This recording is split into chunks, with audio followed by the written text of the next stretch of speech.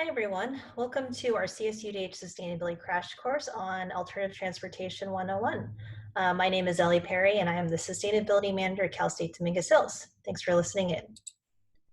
So today's training is designed to give you a little bit more information about the environmental impact of transportation, as well as learn more about the infrastructure really needed to support alternative, more sustainable transit options, including walking, biking, taking mass transit, and zero-emission vehicles.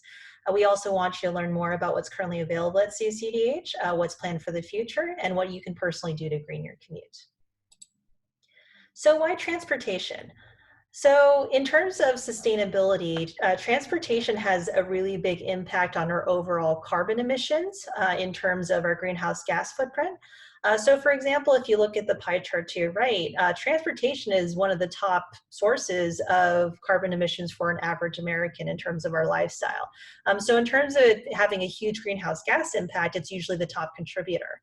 Also, it's a really important factor to consider when trying to make the transition from a fossil fuel-based economy. So the way that we get around is really going to have a huge impact on our ability to do that.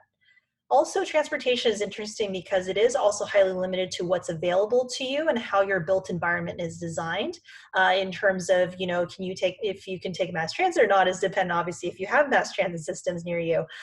But in terms of the general trends that are happening in general, especially in the state of California, better options are coming out all the time. So we want you to be cognizant of that. So for Cal State Dominguez Hills specifically, we are in an interesting situation as a campus because we are currently about 96% plus commuter, which means that very few of our students actually live on campus in housing, and the majority of the students, staff, and faculty pretty much drive in vehicles or have to figure out a way to get to the campus since they don't live on site. However, once you do get to the campus, we do have a nice pedestrian core, which hopefully limits the driving that you have to do once you actually get here. Also, we're currently we're in the process of pushing forward a new master plan, which will fundamentally change the way that our campus is designed when it comes to transit. And also, we're continuously basically building our relationships with local mass transit authorities and ensuring that you have multiple mass transit ways of coming to campus. So when we talk about pedestrian planning, so people who walk, so the things that help make walking really successful are pretty universal. So as a quick example, if you want to look at the two pictures side by side, these are some street view of some streets in Los Angeles County, for example.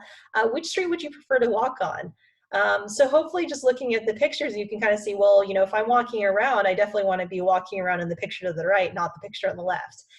So when you think about why though, there are some common elements that make the picture on the right a more appealing place to walk than the place on the left.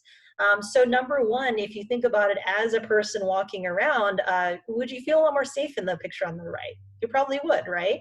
As you can see, there are bollards to prevent cars from just charging through where you're walking. There's a lot of visual interest in terms of there's trees, there's a water feature, there's nice buildings, there's people walking around. It's a very welcoming place to walk. Versus the picture on the left, as you can see, you're basically competing with traffic. There's cars whizzing by. If you're trying to walk along the sidewalk, there's stuff in your path.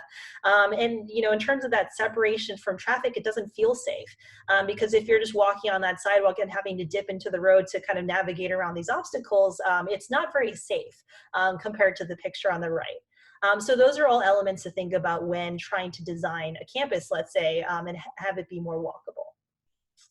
So in terms of Cal State Dominguez Hills, one of the good things that we do well is that we have a very good pedestrian core.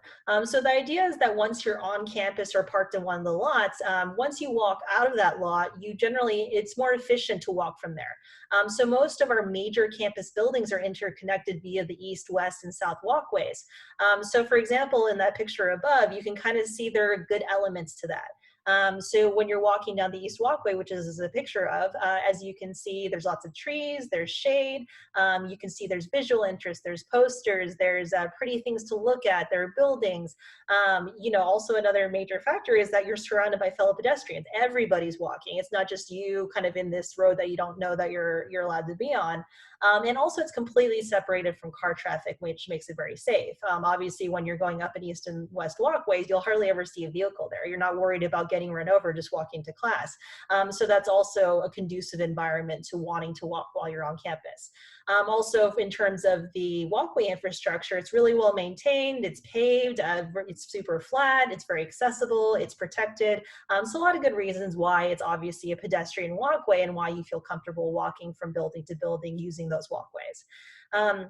However, a point to make too is that if we're talking about greening our transit, it kind of defeats the purpose if we had this nice, awesome pedestrian walkway, yet people are still walking to their cars, driving their cars to a different lot, from housing, let's say, or to go to class. We really, in terms of using that pedestrian core, you want to make a lot of extra trips in your vehicle just to get around when there's a perfectly good walking alternative right there that connects most of the campus. So that's kind of us in terms of our pedestrian core and what that looks like. However, there are some exceptions. So for example, there are certain places of the campus that aren't as easy to get to when you're walking. A really good example that we struggle with at the Office of Sustainability is our campus urban farm. So let's watch a quick video on what that commute is like when you're trying to walk from the main campus to our farm over a physical plant.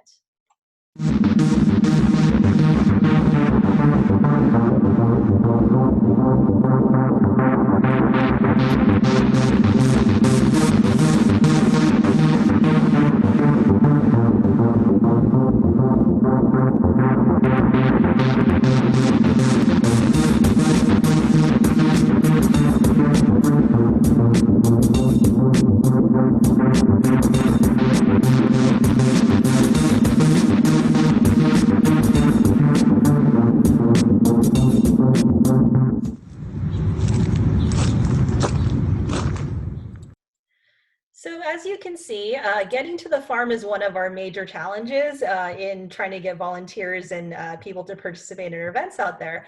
And it's interesting because the walk itself is not that long. Even taking that pathway, it only takes around 10 minutes from the main campus. If you're walking slow, it's only really about a 5-minute walk max from lot 7. So time-wise, it's not a very long walk, yet most people are unwilling to do it. If you saw from the video, it really struggles with some of the lack of pedestrian services that we saw on the East Walkway, for example, in the previous example. And some of those issues that you hopefully noticed as the video is kind of walking along lot 7 is that there really isn't a lot of separation from traffic. Once you kind of leave the top edge of parking lot 7, there is no sidewalk that actually takes you all the way to physical plant. As you saw from the video, you're kind of having to detour along the side of the parking lot. There's a couple, you have to actually cross the street without a walkway and kind of head over to the hillside, which is like kind of this narrow dirt path that isn't really formalized. So yeah, there's a lot of issues with kind of like feeling safe, as in like, if I walk on this road, is a car going to hit me? Whenever that's a question, that doesn't make for the most conducive walk. Also, in terms of the pathways, as you saw, there's very informal pathways for most of the route. And also that makes it a little bit weird for you as a pedestrian to think like, well, am I even supposed to be walking on this? I don't really see a lot of other pedestrians walking along it. There's not really a lot of support in terms of visual interest, right? All you see is this empty parking lot and cars whizzing by. So it's not really a fun walk in terms of actually having like nice trees or like nice pavement or like, places to sit or things to look at. So it feels a lot longer than it needs to be, even though time-wise it's really not that bad. So those are things to consider when talking about supporting walking and pedestrian services. So in terms of trying to encourage people to walk more when they get here, we do have a draft master plan in the works that actually is hoping to tighten that campus core a little bit more, so we don't have these kind of outlier areas like the farm where they're just completely surrounded by empty space. So if you notice on the campus plan, it's a little bit small, but basically that same walk along parking lot 7, the master plan essentially is trying to build more buildings on those spots. So essentially that will get integrated with the rest of the campus, where instead of making that walk through an empty parking lot or empty development space, you'll actually be walking past housing and buildings and apartments, hopefully with lots of trees, as you can kind of see from the plan, in terms of lining this with more visual interest, as well as making it feel like it's more connected to the main campus. So hopefully that'll resolve some of the issues on this walk specifically. But as you can hopefully see from this plan, you'll notice that there's a lot more development filling the inside of the campus. So there isn't so much dead space. And a lot of these major parking lots, such as parking lot 2, parking lot 7, they all kind of move to the outside of the campus. So again, reinforcing this idea that you park on the outside and then basically come inside with these kind of filled in gaps. So you're not having to drive everywhere essentially. So when we talk about bicycles, that's also a different mode of transportation. So here's a couple of examples from the master plan actually, where basically the question is how much separation do you give bicyclists from pedestrians as well as from cars? And the different types of bike paths basically are like have different classes based on that level of separation. So for example, class 1 is basically a shared use path where, you know, they're probably kind of off street. They are built along the sidewalk. They have to accommodate both pedestrians and bicyclists. So even though they're separated from car traffic, they're not separated from pedestrians. So for class 2 bike lanes, they kind of switch the opposite side where basically the bicyclists have to share the road with the cars, but those are the only 2 on the roadway, and you can kind of see an example in the picture to your left there. So that's class 2. Class 3 is another form of sharing with motor vehicle traffic, which isn't as separated. So as you can see, the bike lanes are allowed to be there, but they have to fight pretty hard in terms of getting their space from cars that are sharing that exact same road. Also, there's another class called class 4, which is more of a dedicated cycle track, which also runs alongside the cars, but it provides at least some separation. So as you can see, there's just different balances between separating out the traffic that bicycles are allowed to use either from pedestrians and or cars. So in terms of an ideal bicycling support scenario, for bicyclists, they ideally want separation from both pedestrians and cars as much as possible. So as long as, because they're moving at very different speeds. So as long as you can kind of keep them all separated, the happier the bicyclists. Also, unlike pedestrians, road infrastructure is definitely more of an issue for bicyclists. So in terms of pathways, they need to have smooth pavement. You know, they can't just have a dirt path like you have for pedestrians. You know, they don't want to have to share pedestrian crosswalks because that's not safe for the pedestrians or the bicyclists. So unfortunately, they can't really share a lot of the same infrastructures that pedestrians use. Also, there's the element of soft infrastructure. So even just aside from the physical routes and the roads that they use and the bike paths, you also have to think about the little things like, you know, if you ride your bicycle, you know, you're going to be sweaty and dirty, like when you want to go to work or you want to go to class. Do you have showers at your destination? Are they accessible? Can you get in? Also, when you bring your bicycle somewhere, I mean, is there a place to lock it? Or, you know, where are you going to store it? How are you going to keep it safe? Also, if you get in, you know, like run a flat or run over a tack or something, are there repair stations nearby or at your destination where you can actually fix your bicycle and be able to get home after? So those are all other elements that you need to consider when kind of planning for bicycles. And also in terms of your emphasis on bicycling, especially on a university campus, can drastically change the way your campus looks. So for example, you can see in that picture to the right, UCSB is a very hardcore bicycling campus. Like they prioritize bicycles even over pedestrians in a lot of the cases. But as you can see, bicycle racks and bicycle infrastructure then becomes a major element to consider, you know, actually dedicating space for all these hundreds of bicycles that people are using. So there are other things to consider when you place your emphasis for bicycles and how you build that infrastructure to support that usage. So in terms of Cal State Dominguez Hills, obviously a very different entity than UCSB, but in terms of supporting bicycles, there is some basic support for people who choose to arrive to campus on a bicycle. So for example, there are racks available. There's one on the East Walkway, pictured right there. It's actually fairly new. NSM also has some on the first and second floors. You know, there's also some near the Court Hall. Also, any CSUDH student staff members are allowed to use the gym. So if you need to use the campus gym, they have locker rooms, they have shower access. So that's all available if you do bike to campus and need to get clean. Also, campus policy as a point of clarification. It does say that they don't allow for bicycles on the campus, but what they mean is actually just the pedestrian core. So they obviously don't want people whizzing by on their bicycles while people on the east walkway are trying to get to class. But you can ride bicycles on the campus roads just like the cars do. So the bicycles actually are allowed on campus, just to clarify that point.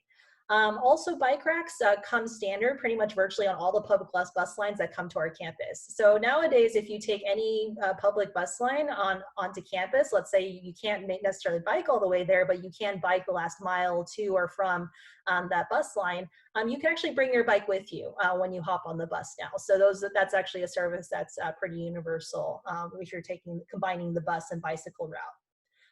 Also, another point is that, we don't have, it's kind of a chicken and egg problem where we don't have a ton of people coming by bicycle, which means we don't have a ton of services to support bicycle riding. So it kind of turns into this, again, chicken and egg situation where, if people start biking more, then you probably will get more services to accommodate that need. But until that happens, you're not going to be seeing a lot of movement on this front. Also, in terms of the master plan, as I mentioned before, it's also got a built-in bicycle plan in terms of adding more consistent bicycle paths that will actually line up with the campus roads. So in future, you should, as the campus develops, you should get better access in terms of having bike lanes to be able to ride your bike into and throughout campus. And also in terms of the mass transit options, the current plan on the master plan is to essentially turn the whole north front of the campus into a bus transit hub, which will also build an additional infrastructure for additional bike racks and things like that. So that's all part of that tightening of the core that we're working on as a university. So speaking of mass transit, specifically in Los Angeles County, we have pretty much two methods of transit in terms of talking about mass transit systems. We have the buses, and then we have the metro. When we talk about buses, which are actually run by several transit authorities, as you probably noticed at our university, we have the city of Carson, we have Long Beach's transit, we have LA Transit. We have all sorts of bus lines coming into our campus.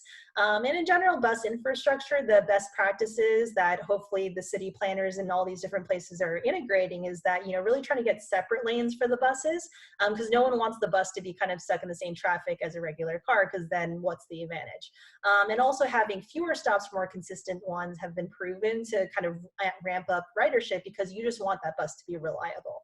So as bus systems get more reliable, you'll probably see a lot more bus ridership in terms of people coming to campus. Also, in terms of the metro, again, access to stops as well as frequency and reliability are all really big factors. So if you kind of seen the evolution of the metro system in Los Angeles, initially there weren't that many stops. It didn't really run that frequently. It wasn't that reliable. But as it gets better and as it continues to expand, again, that access to stops, the frequency of the trains, and the reliability are all going to go up.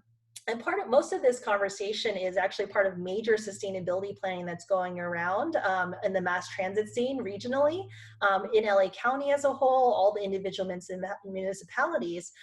You're seeing there's a lot of planning going on to make sure that we can really get people out of cars and into more mass transit options.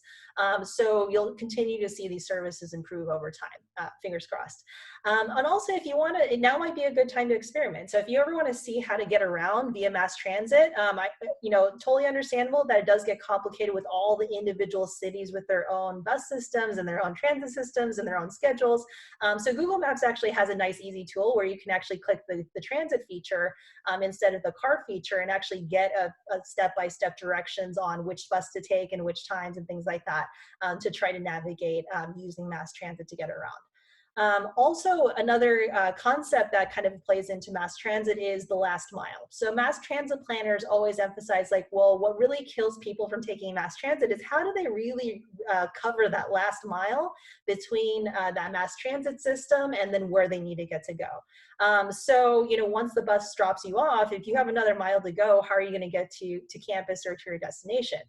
So, for example, Metro has been piloting some of the bike rental and sharing services where you can actually short-term rent a bike on the spot and actually take it to your destination, ride it back, and then hop back on the metro.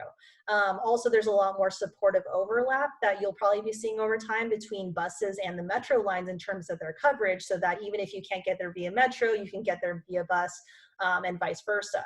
As well as more coordination between the different transit authorities so that you can kind of hop from one line to the other, so that the city of Carson is coordinating with the city of Long Beach, and so on and so forth.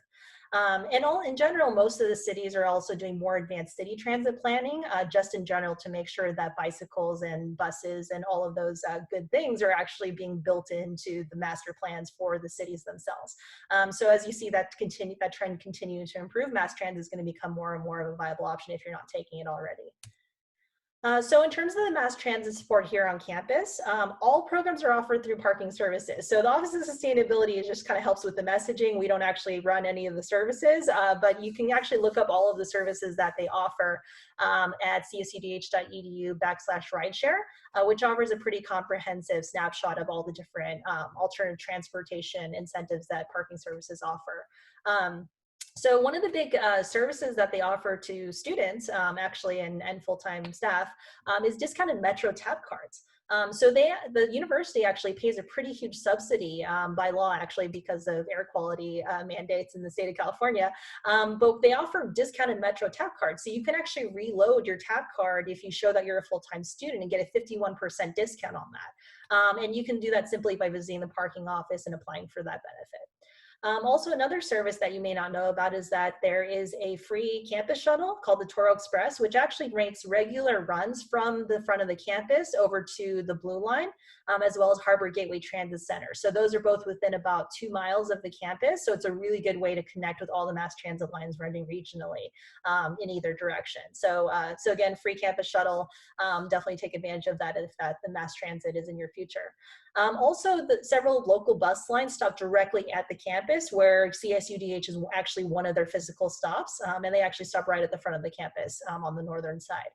So some lines that run through: Carson Circuit, Long Beach Transit, Torrance Transit, LA Metro, all have buses that run regularly to that stop. So definitely feel free to look that up in terms of which transit provider is closest to you. So in terms of cars, so there are ways to green car transport, which, since that is the majority of how most of us get to campus, is that we also have carpooling programs. So parking actually offers a registered carpooling program where they offer a carpool permit, which gives you access to slightly better parking spaces, as well as emergency daily passes and rides home. Now that's really critical, because when you carpool, the biggest barrier is generally, if something happens, my ride needs to go home early, or I missed my ride, what's your emergency way of getting around? So to that end, you have these daily passes where you can actually use that in case your ride is sick that day and can't take you, or you need to rush home. So those are all of those, an additional service that you get just by registering to basically share your ride with someone. Also, in terms of that emergency way of getting around, we also have 2 Zipcar spaces in parking lot 2. So what Zipcar is, it's essentially just a on-demand rental car that just sits there in parking lot 2 the majority of the time. And basically, if you're a member, you can just kind of scan in your code, drive around for X amount of times, and I believe they charge you by mile. And then when you're done, you just bring the car back, park it, and then you just get charged a nominal fee for that. So it's really good as a backup system. So for example, if you're at housing and you don't want to necessarily invest in a separate car just to do those little tiny errands, Zipcar might be a good option for you. Same thing if you're staff and you just need to go out for a lunch meeting or something off campus and you don't want to bring your car, you can just hop in the Zipcar, go do your errand, come back, and then basically be good to go. So it's a really good complement to basically carpooling, as well as saves parking spaces from kind of all these as needed cars that don't really need to be there. So definitely another resource available to you. And when we talk about zero emission vehicles, namely electric vehicles, we have actually free charging stations. So unlike most campuses, we don't charge you anything for the energy. So if you decide to plug in, there's no fee to do that. We just have a 3-hour maximum in those spaces. And if you're registered, you can actually go to the carpool parking as part of your permit if your vehicle is registered through the program. Again, talk to parking services if that's your situation. We know that the lack of charging stations has been a major complaint, mostly because thanks to that master plan, a lot of the parking lots that we were going to put infrastructure in are no longer on the table. However, by code in the state of California, you'll be seeing a lot more charging stations automatically built in to parking structures and to parking lots moving forward. So there will be a lot more infrastructure coming in the near future for that. So major takeaways. So now that you kind of know the resources available to you on campus, some major takeaways of like, well, what do you do with that? So my advice is basically consider experimenting with your commute. So services for mass transit and buses and better pedestrian access, all of those services grow based on demand and public support. So, you know, people want to service their customers, which in our case is you as a Toro. So, you know, if you really think that we need more bicycle infrastructure or you think we need a better pedestrian core, you know, you need to use those services so that we actually know to accommodate that demand. Also, when, you know, it's very easy if you're going to be driving to campus anyway to just share your ride. So ways that you can do that, you know, either you can decide to take the bus one day or take the metro. Maybe you just carpool with a friend, or maybe you invite someone to come ride with you to go to class. It actually isn't just good for the planet. It's actually really good on your time and money. So a lot of people forget that, you know, you spend a lot of resources and time and stress driving around in traffic all day when you're in a car. So if you think about it, if you know, hop into the bus or like catch a ride with a friend, it's really the time to do homework, for example. Or, you know, if you're just catching a ride with someone, you know, hey, instead of going out to coffee, you can actually just catch up with them during your commute to class, right? Or if there's a book that you've always wanted to read, you don't have to worry about driving, spending all that time driving. And also just the stress of traffic too. So you're not constantly, you know, in stress mode trying to fight, you know, an hour and a half of traffic during rush hour. You can just hop on, you know, a metro line or something like that, or just hop in a car with a friend and actually take that burden off of you. Also, in terms of the money component, you know, ultimately it does cost a lot of money to drive a car. If you think factor in the insurance, you factor in the gas costs, maintenance costs, the cost of parking once you get there, all of those things are not small amounts. So it actually can save you money in the long run in terms of actually trying to consider an alternative way of getting to campus or getting to different events and locations. Also, practice makes perfect. So you don't have to necessarily just, you know, sell your car and go, you know, start taking mass transit all the time, even though that would be great. You can start with baby steps. So even small steps like biking or walking to maybe a nearby store. So maybe if you're not that comfortable walking around or you're not that comfortable riding your bike places, just start to places that you feel safe or that are in a little safe environment. Hopefully that builds your confidence so that you can be comfortable with bigger trips in the future. Those are all like baby steps that you can start taking to really start thinking about greening your commute. Also eliminating extraneous trips. So even if you're in a car, there's ways that you can help reduce your carbon footprint simply by doing simple things. You know, anything that saves gas is probably going to help the environment too. So good examples like consolidating errands. So instead of constantly, you know, going out multiple times a day, trying to do different errands to go shopping or pick up this or whatever else, really, you know, consolidate your trips and reduce your mileage. Also, again, the example of, you know, walking from building to building instead of using the car. Not just on campus, obviously you don't want to be driving from housing just to drive to a different lot and then walking into campus when you could just walk the whole way. But the same thing applies to like shopping malls, for example. How many of you have gone to a strip mall and then gone to one store at the end of it and then driven your car to the other end just to go to the store in that same lot, right? You know, obviously our shopping malls in Los Angeles in particular are really designed around cars, so it's not the greatest walk, but you know, if it's mildly inconvenient, it could be a good place to start. So those are all things to think about in terms of reducing your fuel usage.